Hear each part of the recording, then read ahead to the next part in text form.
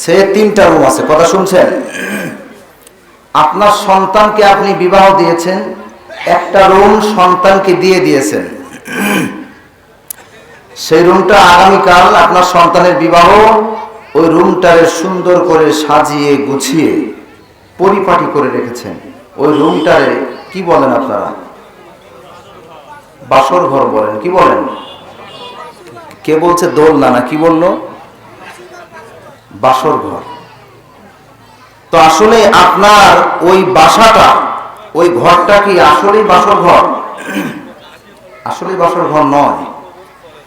কিন্তু যখন আপনার সন্তানকে বিবাহ দিচ্ছেন, একদিনের জন্য ওই ঘরটারে নতুন করে পরিপাটি করে সাজিয়ে গুছিয়ে একটি বাসায় আয়োজন আছে, এজন্য ওই ঘরটার নাম রাখছেন বাসর ঘর। ঠিকই না? পরের দিন সকাল থেকে কিন্তু ওই ঘরের নাম আর কেউ বাসর ঘর বলবে না। বলবে কি? 1 মাস পরে বলবে এটা বাসর ঘর, নাকি? বলবে না। তো এই জায়গাতে যতক্ষণ পর্যন্ত কোরআনের কথা হবে, কোরআনের কথা চলবে, আপনারা যতক্ষণ বসে থাকবেন ততক্ষণ এই জায়গাটার নাম হবে আল্লাহ তাআলার জান্নাতের বাগান।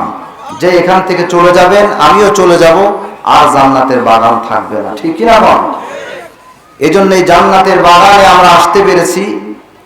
এখানে কোনো নাচ গান বা কোনো কনসার্ট হবে? কি হবে? কোরআন হাদিসের কথা হবে, কোনো কিচ্ছা কাহিনীও হবে না। তো আমরা এমন একটি কোরআনের কথা শুনতে এসেছি, যে কোরআনের জন্য যদি কেউ বসে থাকে, চুপ করে কথা শোনে, আল্লাহ রাব্বুল আলামিন সমস্ত রহমত তার বান্দাদের উপরে নাজিল করতে থাকেন। জোরে কোন সুবহানাল্লাহ। আল্লাহ রাব্বুল আলামিন তিনি বলছেন, ইযা কুরিআল কুরআনু ফাসতামিউ লাহু ওয়া আনসিতু লাআল্লাকুম তুরহামুন। চিৎকার দিয়ে বলুন আল্লাহু আকবার। আল্লাহ রাব্বুল আলামিন তিনি বলছেন, যখন কোরআন তেলাওয়াত করা হয় তোমাদের সামনে, কোরআনের কথা বলা হয় তোমাদের সামনে, তখন তোমরা চুপ করে সেখানে বসে থাকো, মনোযোগ সহকারে কোরআন শোনো। আশা করা যায় আমি আল্লাহ রাব্বুল আলামিনের রহমত তোমাদের সকলের উপরে বর্ষণ হতে থাকবে। এমন জায়গা, এই জায়গাতে আজকে যারা আসতে পারে না, আপনাদের গ্রামবাসী, তারা কি রহমত পাবে? আরো জোরে বল, পাবে? পাবে না। শুধু তাও নয়, আল্লাহ রাব্বুল আলামিনের কোরআনের এত সম্মান, এত মর্যাদা, এত বড়ত্ব, মহানত্ব, এত এর ব্যাখ্যা, বিশ্লেষণ, তাফসীর আল্লাহ রাব্বুল আলামিনের কোরআনের মধ্যে আল্লাহ রাব্বুল আলামিন দিয়েছেন। আল্লাহ রাব্বুল আলামিন তিনি বলছেন, কুল লাউ কানাল বাহরু মিদাদান লিকালিমাতি রাব্বি লানাফিদাল বাহরু ক্বাবলা আন তানফাদা কালিমাতু রাব্বি ওয়ালাউ জি'না বিমিসলিহি মাদাদা। আল্লাহ রাব্বুল আলামিন তিনি বলছেন, আমার কোরআনের কথা লেখার জন্য যদি, বলার জন্য যদি তাম পৃথিবীর সমস্ত বৃক্ষ নামক, গাছ নামক কলমগুলিকে যদি কলমে পরিণত করা হয়, তাম পৃথিবীর সমস্ত সমুদ্র, মহাসমুদ্রের পানিগুলিকে যদি কালিতে পরিণত করা হয়, আর আমার কোরআনের ব্যাখ্যা লেখার জন্য যদি বসে যাওয়া হয়, তাম পৃথিবীর সমস্ত গাছ নামক কলমগুলি শেষ হয়ে যাবে, তাম পৃথিবীর সমস্ত পানি নামক কালিগুলি শেষ হয়ে যাবে, তারপরেও আমি আল্লাহ রাব্বুল আলামিনের কোরআনের ব্যাখ্যা লেখা শেষ হবে না। মসি হলে পৃথিবীর বাড়ি তামাম, গাছপালা যদি সব হয় রে কলম, শেষ হবে না রে লেখা তব গুণগান, শেষ হবে না রে লেখা তব গুণগান। ও গো রহিম রহমান, অধম কিভাবে গাব তব গুণগান, অধম কিভাবে গাব তব গুণগান। চিৎকার দিয়ে বলুন মারহাবা। সেই কিতাব থেকে আমরা কথা শুনতে এসেছি, ঠিক কিনা বল? আজকে তো মানুষ তাফসির হয় না, বাংলাদেশে তাফসির মাহফিল হয় না, নাম দেয়া থাকে তাফসির মাহফিল।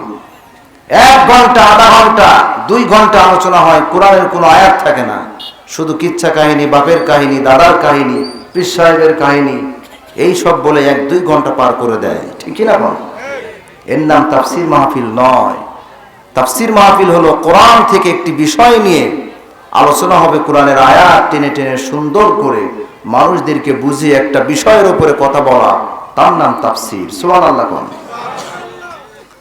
আজকে যে আয়াত তেলাওয়াত হয়েছে আপনাদের সামনে, চমৎকার আলোচনা করছিলেন আমার ভাই গোলাম মোস্তফা।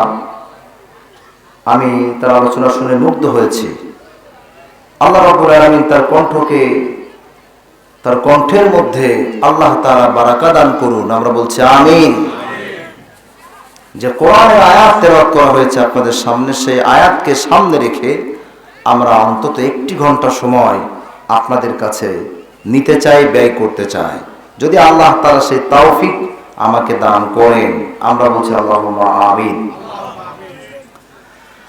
আল্লাহ রাব্বুল আলামিন তিনি বলছেন, তু'মিনুনা বিল্লাহি ওয়া রাসূলিহি ওয়া তুজাহিদুনা ফি সাবিলিল্লাহি বিআমওয়ালিকুম ওয়া আনফুসিকুম, যালিকুম খায়রুল লাকুম ইন কুনতুম তা'লামুন। চিৎকার দিয়ে বলুন আল্লাহু আকবার। আল্লাহ রাব্বুল আলামিন তিনি বলছেন, এই আয়াত যখন নাজিল হলো, সাহাবায়ে কেরামদের সামনে আল্লাহ রাব্বুল আলামিনের হাবিব বিশ্বনবী তিনি বসা, সাহাবায়ে কেরামরা আপনাদের মতো বসে আছেন, আর একে অপরের সঙ্গে আলাপ আলোচনা করছেন আর বলছেন, আল্লাহ রাব্বুল আলামিনের কাছে সবচেয়ে উত্তম আমল কোনটি? যদি আমরা সাহাবারা জানতে পারতাম, তাহলে জানমাল বিসর্জন দিয়ে হলেও সে আমল করবার চেষ্টা করতাম। আল্লাহ রাব্বুল আলামিন তিনি সাহাবায়ে কেরামদের এই মনের কথা তিনি শুনতে পেলেন, তিনি বুঝতে পারলেন, সঙ্গে সঙ্গে আয়াত নাজিল করে দিলেন আল্লাহ রাব্বুল আলামিন। আল্লাহ রাব্বুল আলামিন তিনি বলছেন, তু'মিনুনা বিল্লাহি ওয়া রাসূলিহি ওয়া তুজাহিদুনা ফি সাবিলিল্লাহি বিআমওয়ালিকুম ওয়া আনফুসিকুম, যালিকুম খায়রুল লাকুম ইন কুনতুম তা'লামুন। আল্লাহ রাব্বুল আলামিন তিনি বলছেন, আমার বান্দা শোনো, ও সাহাবারা শোনো, আমি আল্লাহ রাব্বুল আলামিনের কাছে 2টা আমল সবচেয়ে প্রিয়। তার 1 নাম্বার আমল হলো তু'মিনুনা বিল্লাহি ওয়া রাসূলি। 1 নাম্বার আমল হলো আল্লাহ এবং রাসূলের প্রতি ঈমান। আর বলে বলেন, আল্লাহ এবং রাসূলের প্রতি ঈমান। এই ঈমান আনা সবচেয়ে বড় আমল, আল্লাহ রাব্বুল আলামিনের কাছে প্রিয় আমল, প্রিয় কাজ। আমরা সকলেই ঈমান এনেছি, আমরা ঘোষণা দিয়েছি, আমানতু বিল্লাহি ওয়া মালাইকাতিহি ওয়া কুতুবিহি ওয়া রুসুলিহি ওয়াল ইয়াউমিল আখিরি ওয়াল কদরি খায়রিহি ওয়া শাররিহি মিনাল্লাহি তাআলা ওয়াল বাসি বাদাল মাউত। আমরা সকলে ঘোষণা দিয়েছি আমরা আল্লাহ রাব্বুল আলামিনের প্রতি ঈমান এনেছি, নবী রাসূলদের প্রতি ঈমান এনেছি, আসমানি কিতাব সমূহের প্রতি ঈমান এনেছি, ফেরেশতাদের প্রতি ঈমান এনেছি। আমাদের তকদীরের ভালো মন্দ, বিপদ আপদ, বালা মুসিবত, রোগ শোক, হায়াত মৃত্যু, যা কিছু আমাদের তকদীরে আসে সবকিছু কার পক্ষ থেকে আসে? আর বলেন কার পক্ষ থেকে আসে? আল্লাহ রাব্বুল আলামিনের পক্ষ থেকে আসে। এটা আমরা বিশ্বাস করে নিয়েছি, আমরা আল্লাহ রাব্বুল আলামিনের প্রতি ঈমান এনেছি। আর যারা প্রকৃতপক্ষে ঈমানদার, যারা প্রকৃতপক্ষে মুমিন, এদের কাছে দুনিয়ার ব্যবসা বাণিজ্য, সন্তান সন্ততি, জায়গা জমি, বিল্ডিং বাড়াখানা, মিল কল কারখানা, ইন্ডাস্ট্রি, সব কিছুর চাইতে নিজের ঈমানের দাম ঈমানদারদের কাছে অনেক বেশি। এরা জীবন দিয়ে দিবে, এরা সম্পদ সব দিয়ে দিবে, তারপরেও এরা ঈমান বিলিয়ে দিতে রাজি নয়। যা আছে মোর সব নিয়ে যাও, ঈমান আমার নিও না। ঠিক না? যা আছে মোর সব নিয়ে যাও, ঈমান আমার নিও না। ঈমান ছাড়া ও গো প্রভু মরণ আমায় দিও না, যা আছে মোর সব নিয়ে যাও, ঈমান আমার নিও না। চিৎকার দিয়ে বলুন মারহাবা। আর প্রত্যেক নবী রাসূলদের একটাই কাজ ছিল, একটাই দায়িত্ব ছিল, একটাই রেসপন্সিবিলিটি ছিল, সেটা হলো মানুষদেরকে, বান্দাদেরকে ঈমানের দিকে আহ্বান করা। প্রত্যেক নবী রাসূল ঈমানের দিকে, ইসলামের দিকে, আল্লাহ রাব্বুল আলামিনের দিকে আহ্বান করেছেন। আল্লাহ রাব্বুল আলামিন তিনি দলিল দিচ্ছেন, রব্বানা ইন্নানা সামি'না মুনাদিয়াই ইউনাদি লিল ঈমান। হে আমাদের রব, আমাদের পরওয়ারদিগার, আমরা এমন একজন আহ্বানকের আহ্বান শুনেছি যিনি মানুষদেরকে ঈমানের দিকে দাওয়াত দিয়েছেন। প্রত্যেক নবী রাসূলদের একটাই কাজ ছিল, ঈমানের দিকে, আল্লাহর দিকে, ইসলামের দিকে মানুষদেরকে আহ্বান করা। ঠিকই না বল? যখন আপনি ভালো কাজের দিকে মানুষদেরকে আহ্বান করবেন, যারা আবু বকরের উত্তরসূরি, এরা আপনাকে ভালোবাসবে, আপনাকে সম্মান করবে, আপনাকে রেসপেক্ট করবে। ঠিকই না বল? আর যারা আবু জাহেলের উত্তরসূরি, যাদের শরীরে আবু জাহেলের রক্ত আছে, তারা আল্লাহর দিকে আহ্বানকে তারা সহজে মেনে নিতে পারবে না। ঠিক কিনা কন? এরা বাধা দিবে।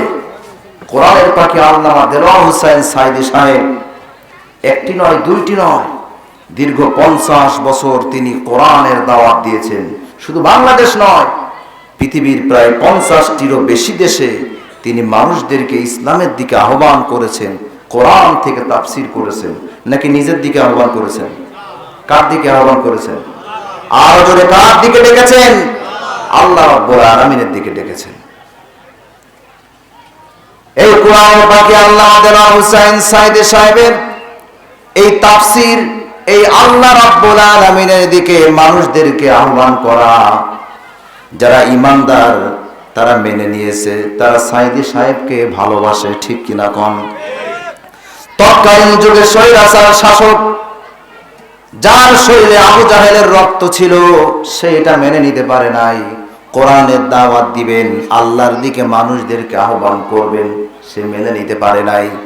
বিভিন্ন ট্যাগ লাগিয়ে তাকে 1 বছর 2 বছর নয়, নিরীহ এই কোরআনের পাখি আলেমে দিনকে দীর্ঘ 13টি বছর কারারুদ্ধ করে রেখেছিল। ঠিক কিনা গো?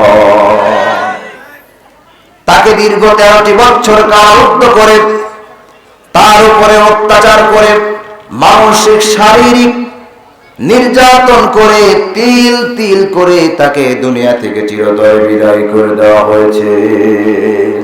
আমরা বলি তাকে দুনিয়া থেকে চিরতরে বিদায় করে দেওয়া হয়েছে, কিন্তু বাংলার 18 কোটি মুসলমানদের অন্তর থেকে কোরআনের পাখি আল্লামা দেওয়ার হোসেন সাইদি সাহেবকে মিটিয়ে দেওয়া সম্ভব নয়।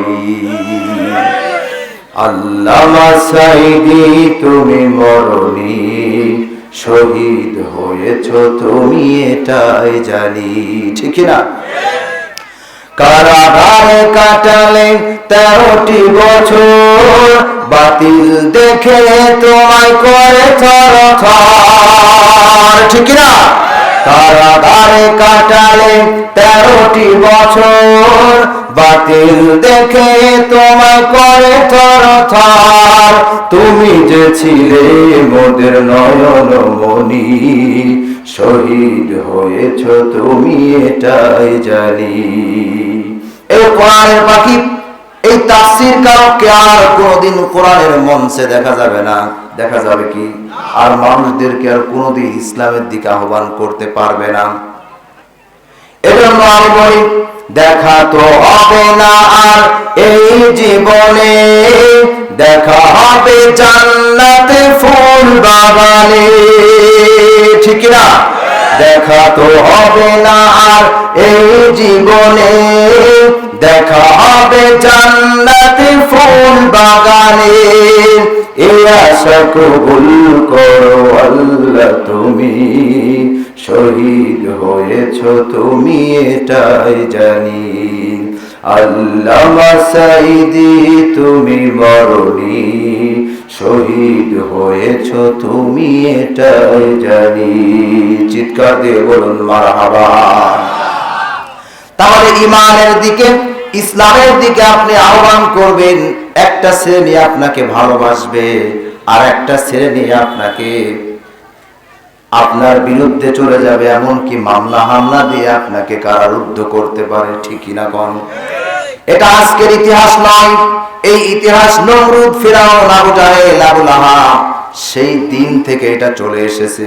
তাদের উত্তরসূরিরা কিয়ামত পর্যন্ত পৃথিবীতে থাকবে এবং ইসলামের বিরুদ্ধে, আলেম ওলামাদের বিরুদ্ধে অবস্থান নেবে।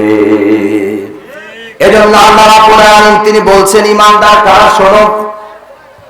আল্লাহ রাব্বুল আলামিন তিনি কোরআনের আয়াত দিয়ে দলিল দিচ্ছেন, ইন্নামাল মুমিনুনা আল্লাযীনা ইযা যুকিরাল্লাহু ওয়াজিলাত কুলুবুহুম ওয়া ইযা তুলিয়াত আলাইহিম আয়াতুহু যাদাতুহুম ঈমানাও ওয়া আলা রাব্বিহিম ইয়াতাওয়াক্কালুন। আল্লাহু আকবার বলেন। আল্লাহ রাব্বুল আলামিন তিনি বলছেন, ঈমানদার তো তারা যাদের সামনে কোরআনের কথা বললে, আমি আল্লাহ রাব্বুল আলামিনের কথা বললে যাদের দিলটা কেঁপে ওঠে, এদের ঈমান বৃদ্ধি পেয়ে যায়, হাতের লোমগুলি দাঁড়িয়ে যায় আল্লাহ রাব্বুল আলামিনের ভালোবাসায়, তার ভয়ে।